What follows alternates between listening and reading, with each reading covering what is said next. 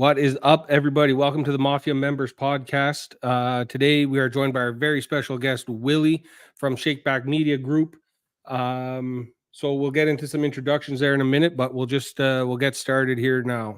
The Mafia Members Podcast.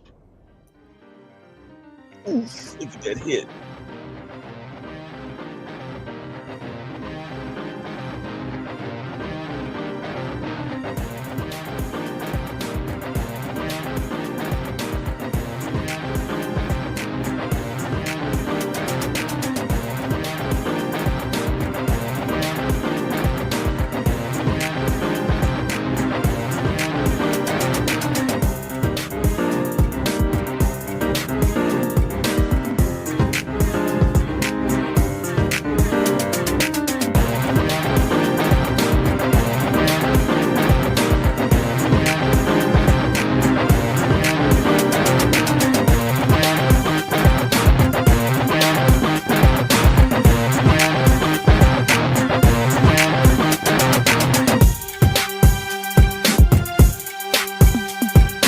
Where else would you rather be than right here, right now? So as always, we shout out Jonesing for Sports for the music. I put that little video together. That's our introduction video. So Willie, why don't you introduce yourself? Well, first of all, thank you for having me, man. I appreciate it. When you reached out to me, I was like, oh, let me put on my Sunday's best. But yeah, Willie Epting Jr., CEO, creator of the Shakeback Media Group. We have, oh my gosh, we have a team of podcasters and streamers from different parts of the country. This is the busiest time of the year for us, so I'll be doing upwards to 5 to 6 shows a week. Yeah, so it's exciting stuff, man, here with the SBMG. Right on. And that's the @ everyone can find you. There's at I should have had it up there. Yeah. Shakeback Media Group on Twitter and X. And where else can they find you? Yeah, you have any other? Yeah, we got YouTube. You can just search the Shakeback Media Group there. Working on getting to 1,000 subscribers so we can start to monetize. Also on TikTok at SBMG11, Facebook, the Shakeback Media Group, Twitter at Shakeback Media Group, all spelled out. And I think that covers it all. Right on. So before we get into the sports stuff, I saw on your Twitter profile, it's life coach and lots of. So how did you get kind of into that kind of side of things as well? Well, I initially I was going through a life coaching training or course rather back in 2014. One of my good friends who actually started her own practice, that was her. She was just beginning her practice at that point, and we were kind of like guinea pigs. And I got all the way to the end, and I didn't finish.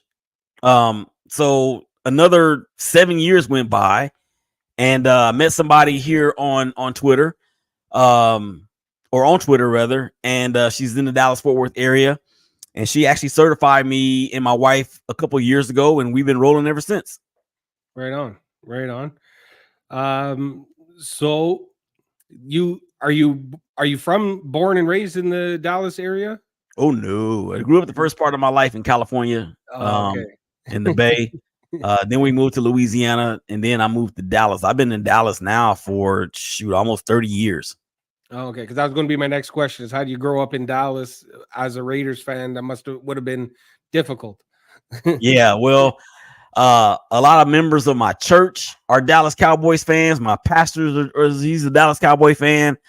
His son, so we give it to each other on the regular. Right on. My older brother's a huge Dallas Cowboys fan, and I've met a lot of Cowboys fans just through doing this. Then they're a tight-knit group, so I could see it being kind of an outcasted living in the area and not being a Cowboys fan.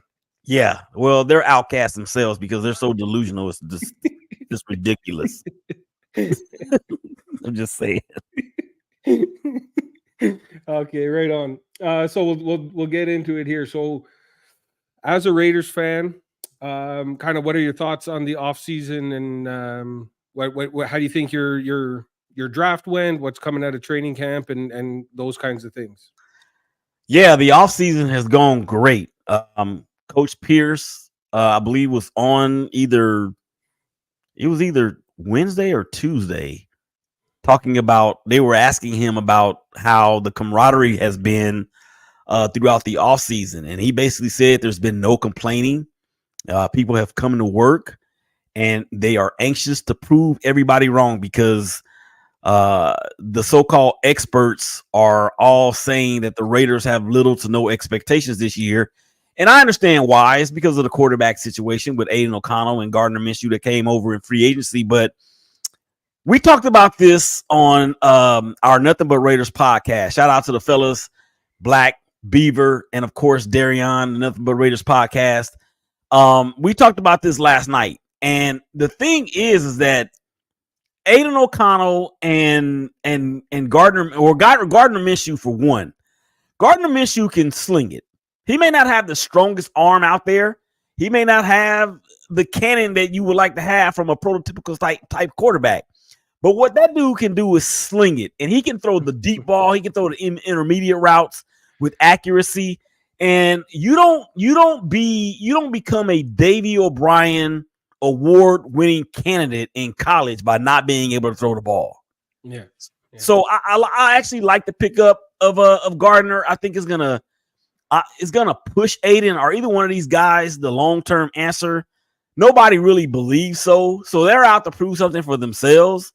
But I think with that acquisition, it definitely upgraded the quarterback room away from Jimmy Garoppolo, who I don't think is even in the league anymore. Good riddance. And the draft was kind of cool too, because we picked up some bodies that we need there, particularly on the offensive line. And I'm excited about the defense because Christian Wilkins is an acquisition from Miami, is a wrecking machine all by himself. Yeah. The Raiders defensive line has the potential to be one of the top 5 defensive lines in the NFL. Yeah, absolutely. And to the Gardner Minshew, he's kind of got, like, not only is he that you know, he can sling it like you said, but he's also got a little bit of that dog in him where, you know, he always feels like he's playing with a chip on his shoulder because he's probably good enough where he should have been a starter for some team somewhere, but he never really got that opportunity. So you feel like he's coming in, like you said, with something to prove and something to show. And he might not be the long-term fix, but he might be somebody's long-term fix. And that's kind of how he's attacking each season or each opportunity that he gets. Exactly. And a lot of people don't remember that, you know, before Trevor Lawrence got to Jacksonville, it was Gardner Minshew that led that team to the playoffs. Yeah. So it's just a wait and see thing. And I think with Antonio Pierce, who has obviously come in and changed the culture, is nothing like it was when Josh McDummy was there. It's a whole different vibe, and you can see it after he was let go after last year. You know, the Raiders, after Antonio Pierce took over, were the Raiders defense was the number 1 defense in the league.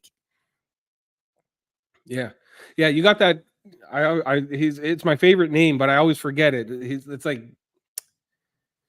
he's a linebacker, but it's like Devil or something like that. That's his last name.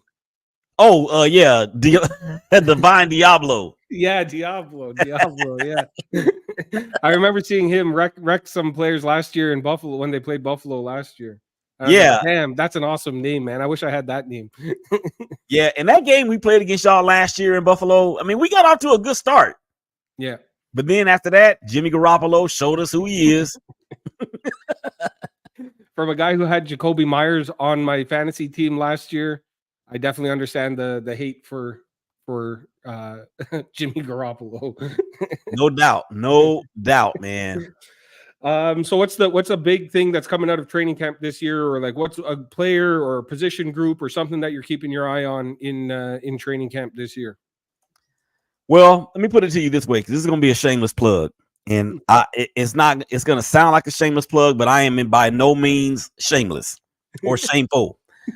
I'm looking to see what my boy Jalen Guyton is going to do coming off of an ACL tear 2 years ago, last year with the Chargers.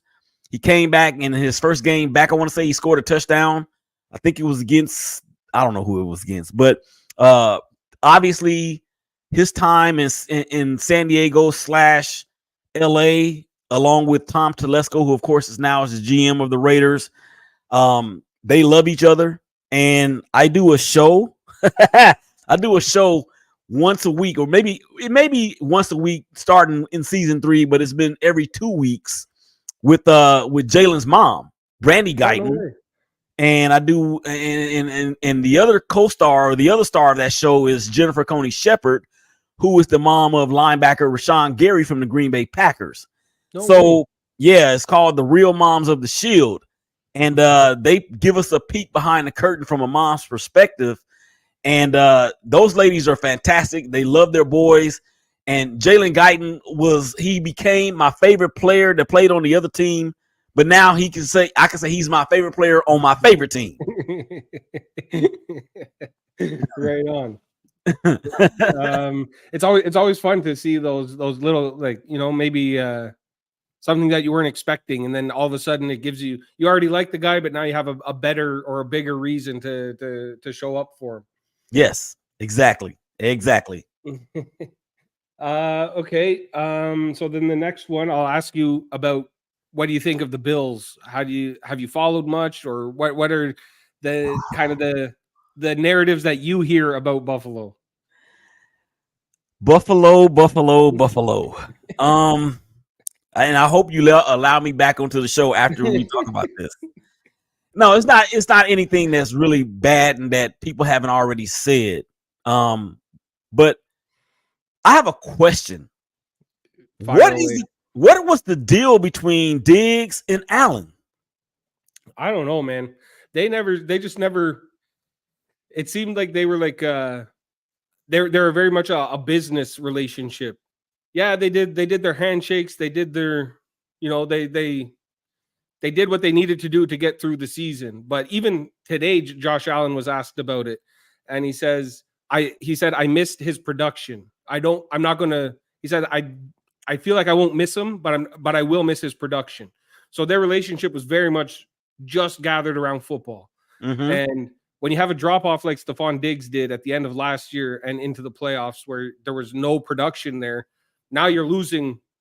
You can put up with all the drama of all his off season and his brother tweeting that he's going to come to Dallas and all that stuff. You can put up with all that if he's giving you 12 catches, 120 yards, and 2 touchdowns in a game. That's fine. We can live with all the noise. Mm-hmm. But once that drops off, now we just have noise, and it just becomes annoying for everybody. Right. And I remember those tweets being talked about on one of these programs that everybody watches, and I was like, "Yo, Trevon, you need to be quiet and just worry about your knee that you need to come back from." How about you worry about Dak getting you a playoff win besides what your brother's doing? Exactly. And he may, quiet as kept, he may need to worry about his position potentially getting taken by Deron Bland, who essentially, I don't know. But from what I've heard about the Buffalo, or from what I know about the Buffalo Bills, Josh Allen is a top 5 quarterback in the NFL. I love what they've done with the top 2. I can't say I can't say top 2. Can't say top 2 yet. Until he beats Patrick Mahomes, he can't be top 2. Yeah. But in all seriousness, I love what you guys have done with the 2 tight ends. I think that's going to be dope. And James Cook is that dude. He is the third. He is a faster version of Marshall Faulk and a faster version of oh my gosh, Marshall Faulk. Who I was thinking? Oh, LaDainian Tomlinson. Faster versions of both of those guys. Is he a Thurman Thomas? I don't know, but he gives defensive coordinators fits. Now, what worries me about you guys is the fact that you lost all that leadership on defense. Yes, leadership, because they weren't on the field often because they were injured, but the leadership that they all brought, I think, is definitely going to be a big thing for sure. For sure. when it comes to James Cook, I just saw one of the Bills beat reporters today put out stats, and it was listing James Cook and Breece Hall. Mm-hmm. And James Cook last year had more yards on fewer touches than Breece Hall did. And somehow this James Cook is just flying under the radar. He was 6th in all-purpose yards last season. Like, he's just under the radar altogether. And I feel like he's our best kept secret. I don't know who's saying he's under the radar, because what they did to the Cowboys last year up there, I enjoyed it thoroughly. That's if you watch the Dallas in the playoffs, the Green Bay just stole the Buffalo Bills playbook and did that exact same thing to them in the playoffs. Mm-hmm. And I guess too, another concern that I have with the Bills is the receiver room. I know Shakir is fast as I don't know what. Curtis Samuel is a wily old vet. KJ Hamler, if he can stay healthy, he can inject some energy from a special team standpoint. But and Marquez Valdez-Scantling, enough said. And then Chase Claypool, I see you guys got him as well. Yeah. But Keon Coleman, I think it's a lot to be putting on a rookie at that position so early. So that's a concern that I have. But Dalton Kincaid and Dawson Knox, yeah, y'all got some dudes right there. Yeah. And I've been kind of saying it. I think, like, I don't want to say that the wide receiver room has improved in terms of catch, like your catch rate and your yards after the catch. Like, all the guys that we have now, they don't drop the ball, and they're kind of the yards after the catch guys. We obviously don't have the top end talent of Diggs, and even to a certain degree, Gabe Davis, it will be a big loss. But I feel like we're going to be more of that Patrick Mahomes style, where it's a 4 or 5 yard pass and just let the receiver get whatever the receivers can get you. Mm-hmm. And so I feel like, yeah, it's a big loss, but we're going to be switching around our whole offense. I think we're going to be very much a run first team, and then, let the big dogs up front kind of dictate the game, like how we did against Dallas last year. Yeah, that was a recipe that can win you games, whether you're playing in Buffalo in December or whether you're playing on Mars in September. Because we know that being able to run the football and play defense can travel. That style of football goes anywhere. It can travel, and it can play late in the season and into the postseason as well. You can definitely get a lot of wins going that way. Mm-hmm. Mm-hmm. But I'll say the one player I've been keeping an eye on, or one position group, I think right now our biggest area of concern is our safeties. Obviously losing Hyde and Poyer, and then kind of the same thing. We've put Keon Coleman in. We did the same to Cole Bishop, and we're kind of just like, battle it out. You're going to be getting lots of snaps, and what happened with DeMar Hamlin happened, and he's trying to get back in there. And so that, I feel like defensively, that's our biggest area of need. Is we have corner 1 and 2 with Rasul Douglas and Benford, but we don't really know what else is going on in the backfield there. And I saw that DeMar Hamlin is projected to be a starter. The Bills' unofficial depth chart just came out, and he was the second safety. So I don't know if that means free safety or strong safety, but he was starter. Wow, that's amazing. Yeah, That's crazy. Because I remember watching that game, and I was like, I had to obviously it felt like everything stopped, and we were just sitting there watching this guy on the field. Yeah, yeah. So I remember too, man. It's like, dang, when you saw him laying on the ground and then they kept showing the play over and over again, you were like, it was like a regular old football play. Yeah. That's how you knew it was. That's how I feel anyways. That's how I knew it was serious, because he was just standing there.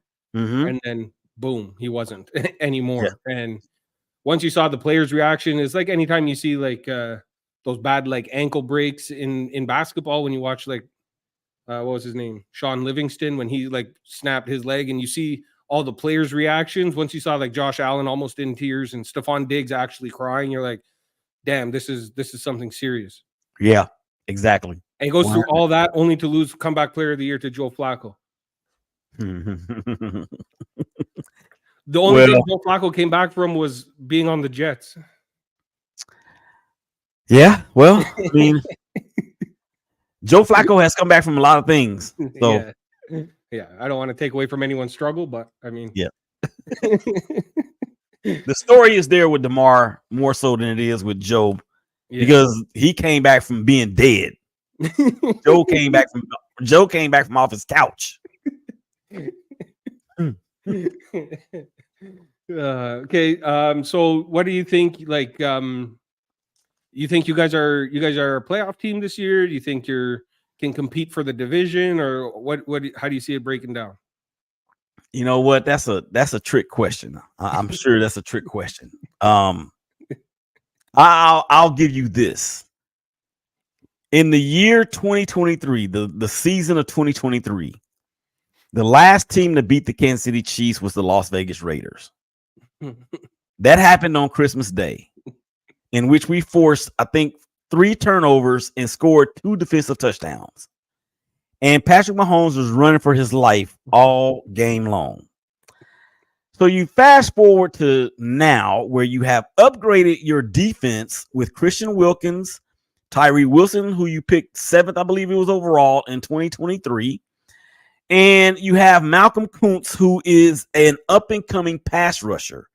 So all signs point to your defense being a top 5 defense for the entire season. I understand that Kansas City went out and got Xavier Worthy, but that dude cannot get off the jam. He's 5'10" and like 87 pounds soaking wet. He blows away in the wind. He blows away in the wind. If that wind in Kansas City picks up, he's gone. Yes.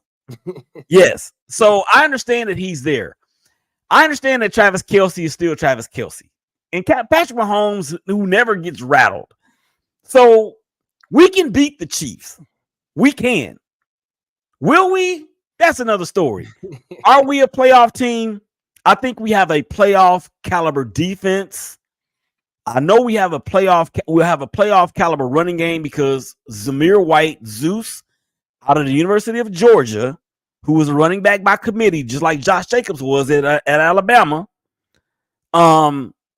He is a between the tackles bulldozer. And that is going to bode well against a Chiefs team that can rush the passer, particularly when they get ahead. But in that game last year in Kansas City, we ran Zamir, we ran him again, we ran him again and again and again and again and again. And the Chiefs threw up the white flag. We quit. We're done.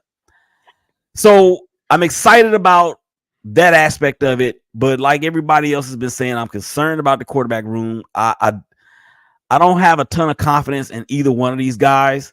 I do know that Gardner can win you some games, but he's really a backup. He just call it what it is. He's a backup.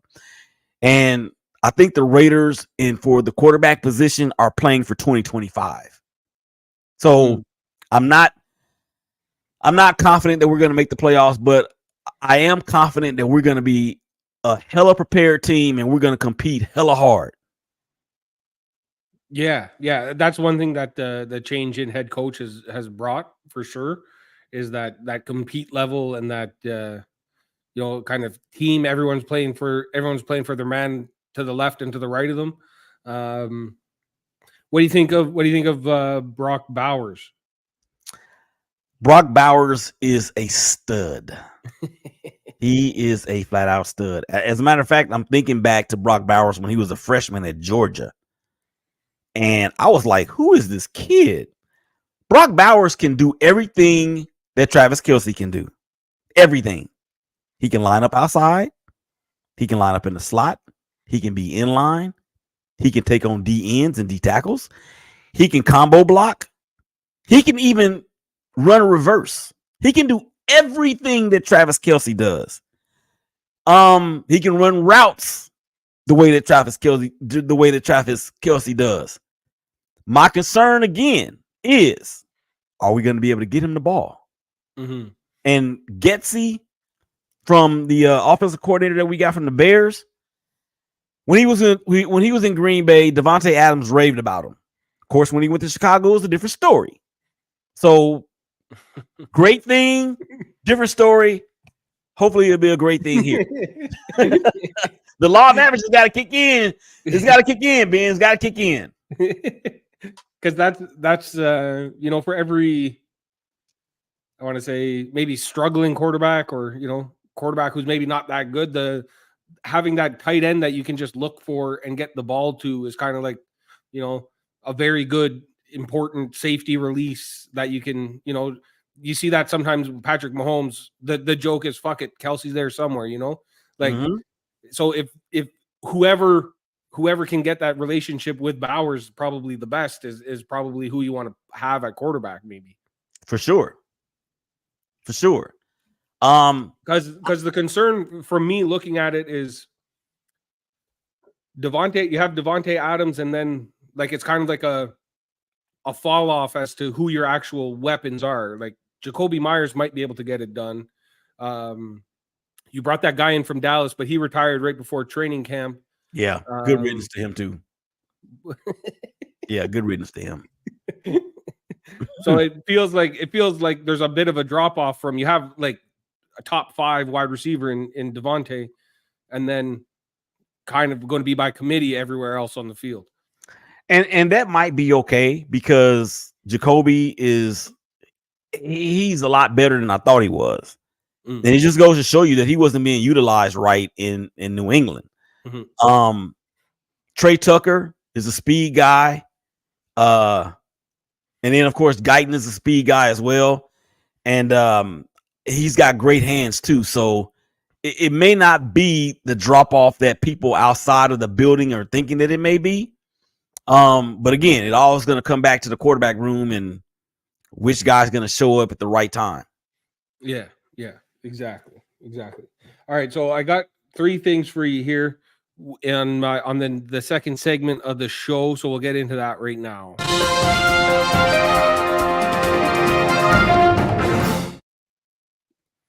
So as the title says, you're going to have to stand on business right here. Let's do it. So the first one we have, I think Gardner Minshew should be your starter. You got to give me a case for either why he should or why he shouldn't, or if you think AOC is the guy.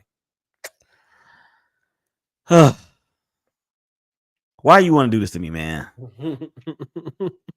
Now I'm gonna make a case for both of them. I'm sorry, I got to. It would be a disservice to Antonio Pierce, and it would be disrespectful to what those guys have been through this offseason. So my case for Gardner Minshew is what I talked about earlier in the show. He can sling it. He has proven that he can sling it. You don't because, like I said, you're not a Davey O'Brien award-winning candidate without not being able to throw the football around the yard. Understanding it was Mike Leach, the late great Mike Leach, rest in peace. It was that wide open air raid offense. I get that, but you still got to be able to throw and hit receivers. Yeah. And he's got experience. He's got starters experience, and he's led a team to the playoffs before. He doesn't have the big arm. That scares me. Particularly with Devontae and the speed elements that we have added. For Aiden O'Connell is poised. He's young, but he's young, but he's ready. It's like he's got an old soul. He played a lot of football at Purdue. And he played last year, and you could see the development that was needed. So he's got a year in the system. Well, not really, because Getsy's there, but he's got a year in the building. He's familiar with Antonio Pierce and the way he wants to do things. And Antonio Pierce has some belief in him. That's my case for Aiden O'Connell. He has a bigger arm. He's not nearly as mobile as Gardner, which is a concern. But I think Aiden, with the right amount of development, could blossom into a good to really good, serviceable quarterback in the NFL. Will it be with the Raiders? That I don't know, but that's my case for both of them. Okay, right on. I don't know how much of a hot take this one is, but I think the biggest issue that you guys have, or the biggest area of concern, is the loss of Josh Jacobs and him going to Green Bay. I think he went to, right? Yeah. So how's that going to affect your offense? Or are you guys not concerned about that loss at all? Yeah, I'll tell you a secret, and you may know this already, but running backs are a dime a dozen. You may have heard that somewhere before. Here's the thing with Josh. Josh can elude tacklers like nobody I've ever seen. I mean, other than maybe Earl Campbell, but he wasn't nearly as big, or he's not nearly as big as Earl Campbell was. So for a guy that's 5'10 and maybe 220, 215, 210, whatever, he's able to break tackles like crazy. He does have a little bit of a speed element. Now, remember the game against Seattle a couple years ago in overtime where he took the handoff and went like 87 yards to win the game? So here's the thing. And he can catch the ball out of the backfield too. And he's relatively durable. Well, not really. Zamir White is all those things except for the speed portion. Zamir White is going to beat you up going in between the tackles. And if our line, which has proven to be showing up in ways that's surprising some folks in training camp, if our line can gel together with Colton Miller and of course Whitehair and Andre James as center, Dylan Parham and Thayer Munford Jr., and we got the kid out of I think he's from Ohio State, Jackson Powers Johnson. Yeah. That kid right there is going to do something in this league. So if that line can come together, we ain't gonna miss Josh. We ain't gonna miss him because Zeus is going to kill you between the tackles. Amir Abdullah is going to catch screen passes, can go to the distance. And Alexander Madison brings an element from the Minnesota Vikings that we haven't had probably since Charlie Garner. And just offering that kind of relief like that, because what I feel like for Madison, when it was all on him in Minnesota, he kind of fell off a little bit, but he's more built to be that guy that third down back who can come in and, you know, goal line kind of opportunity kind of guy. Yeah, watch him on fantasy. Okay, two more for you. We kind of already touched on this one. The Raiders can make the playoffs if the quarterbacks be quarterbacks, and they don't have he either Aiden or Gardner. They don't have to be Josh Allen. They don't have to be Patrick Mahomes. They don't have to be Joe Burrow. They don't even have to be Tua Tagovailoa or even Dak Prescott. I mean, be a Russell Wilson with Denver last year, who actually gets a bum rap because he did not have that bad of a season. Just be a guy that can get us, 23, 24 touchdowns and less than double-digit picks and convert third downs. And Gardner Minshew can do that. He can do it with his legs. So if Gardner Minshew and or Aiden O'Connell, and you might think that I'm leaning towards Gardner to be the starter, and I think I might be because of everything that I've said thus far. But if it is Gardner and he's able to do those things, we can make the playoffs. We got the defense that can give our offense a short field. Yeah, exactly. Okay, so last one for you. This one, you might not come back on the show if once I tell you this one. Okay, this one just to get under your skin. Okay, but I'm a Raider fan. It's impossible to get under my skin. I don't think Max Crosby is top 5 edge rusher in the league. Based on last season, sure, but for this season coming up, I don't think he'll be in the top 5 pass rusher edge rushing this season. The five people I have above him, I have him like 6th or 7th, so he's right there. But the 5 I have above him is Myles Garrett, T.J. Watt, Micah Parsons, Bosa, and then I think this year Aiden Hutchinson has a better season than him, and that rounds out my top 5. Which Bosa? Nick Bosa in San Fran.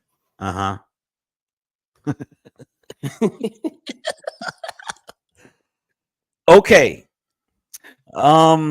I will be back on the show if you invite me. That's not a problem. That take is not nearly as far fetched as some people might think. I think the guys that you listed are outstanding. Now, you said edge rushers, so we're talking about rushing the quarterback in this instance, correct? Yeah. Okay. I don't know if Aiden is there yet. And he may be we may see a different Aiden Hutchinson this year, because for a Detroit Lions team that couldn't get to the passer without him, and him not having to take on double, triple, quadruple teams, so it's going to free him up. So this might be the year that he breaks out and gets 17, 18 sacks in the season. Myles Garrett, yeah, he's that dude. TJ Watt, if he can stay healthy, he's that dude. Micah Parsons. Micah Parsons, I believe, is going to be called on to participate in the run defense game a little bit more under Zimmer. So it's not as far-fetched as people may believe. Now, I'll ask you this. What has happened from Max's breakout, and I shouldn't say breakout year because he breaks out every year. What has happened from last year, from Max's great season last year to now, that will make you say he is not better than Aiden Hutchinson? I don't think it's anything that Max Crosby did himself. I just think Hutchinson is going to elevate his game, and he'll just play better. I think, like I said, based on last year, I think Crosby is in my top 5. I think just going for this season, like the upcoming one, I think Hutchinson will outperform him. And so I don't think it's not trying to be a knock on Max Crosby. I get you, but I think it's just like you said, I think Hutchinson it's another full season that he's had in the league, and he's going to get some help, and it won't be, like you said, as many triple teams on him, and I think he's just going to pin his ears back and go. And when it comes to Micah Parsons, I think he's just a play wrecker. He can go in and disrupt so many things that I think he just gets through the line somehow. It seems when I watch him, I'm like, how has this guy not won the Defensive Player of the Year award yet? Because he's just a game wrecker. I have the answer to that. You ready for this? Yeah. Micah Parsons plays the best when Dallas is ahead. If Dallas is behind, you do not, even in obvious passing situations, when Dallas is behind, you do not hear from Micah Parsons. No, that's a fair point. And I think that actually knocks him down a notch, because the way that Dallas team, the way that Dallas defense was built under, what's his name that went to DC, Dan Quinn. The way that team was built under Dan Quinn, they fly around the ball, they're light in the ass, they create turnovers. That's how they made their living. And once you got down to those guys, that speed that they have on that side of the ball was going to kill you. But as we saw against Buffalo, against San Francisco, against there was another team in there, against Miami. When you get up on them, Micah Parsons is non-existent almost. Yeah. No, that's a fair point. You might have made me redo my rankings here. I might have to take a deeper look, and we'll get you back in, and I'll give you a new top 5. I love it. But I appreciate you coming on. It's I think it's great. I'm just getting started out here, so for someone like you to come in here and show me some love, definitely really, really appreciate it. Appreciate all the love you've shown me on social media. It makes me happy that I have some support from guys like you out there. So I'll give you right now, you can pick any team, any rival that you want. You got whatever you want, 30 seconds, a minute, say whatever you want to whichever rival team, and go with that. Well, how can I not go with the number one rival of #Raider Nation? Kansas City. I'm looking at the camera. I'm looking dead at the camera when I say this. Kansas City. Shout out to my girl Tisha C.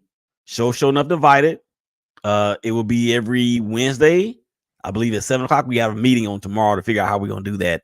3rd season. Shout out to Regina Flood, who's coming on with us. She's a Chiefs fan as well. I'm looking at you guys directly in the eye. We are coming. From a defensive standpoint, we are coming. Withstanding the quarterback play or lack thereof from my team, the defense, we have your attention and you know it. So get ready. Right on, man. Awesome. Thank you very much. Give a shout out to all your socials, websites, whatever you want, and then we'll wrap it up. All right. That's a whole nother show in itself. Okay. Show number 1, the Shake Back Sports Show on the BGC Sports Network based in Arlington, Texas. That is a weekly show on the weekends, 12s and 6s, 1s and 7s, around the clock, Saturday and Sunday.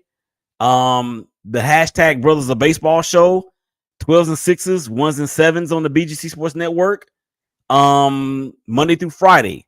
As a matter of fact, the Shake Back Sports Show was the number 1 listened to show on the network of 2023. The hashtag Brothers of Baseball Show was the number 1 listened to show on the network, I want to say in 2021 or maybe 2022. So those are shows that are with the BGC Sports Network. My podcast, we have Real Moms of the Shield featuring Brandy Guyton, mom of Jalen Guyton for the Raiders, Jennifer Coney Shepherd, mom of Rashawn Gary for the Green Bay Packers. We're actually recruiting other moms that may want to come on as well. We have a show Enough Divided with myself, Brian, Tisha, Regina, and Leslie, and the Nothing But Raider podcast that will be on every Tuesday at 7:00. We had our first show last night. It was off the charts. Make sure you guys follow us on Twitter, Shakeback Media Group, Instagram, Shakeback Media Group. Go subscribe to our YouTube channel, The Shakeback Media Group. And you know what, man? I appreciate you having me on. If there's anything I can do to help you out, bro, just let me know. Awesome, man. Awesome. Thank you very much. Guys, you guys know where to find me at Mafia Members Pod on all social medias. Go to Twitter, check out my store. You can cop yourself a nice little Mafia Members t-shirt. I got a bunch of different designs up there as well. But yeah, awesome, Willie. Thank you so much for coming on there. And yeah, we'll definitely have you back again. Thank you so much. My pleasure, man. Thank you for having me. All right, we'll see you. All right.